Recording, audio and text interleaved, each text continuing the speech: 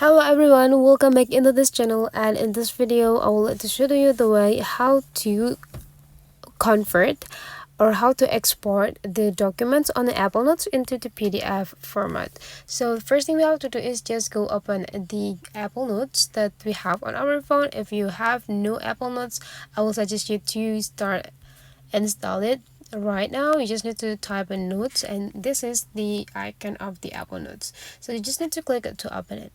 And the next thing we need to do is just go open the documents that we want to export as the PDF files documents. And after you done doing that, go take a look on this top side here. There will be a square with the upper arrow, so you just need to go click them. And right after that, scroll into the down side and you will see print, so you just need to click them. And now you just need to take a look on the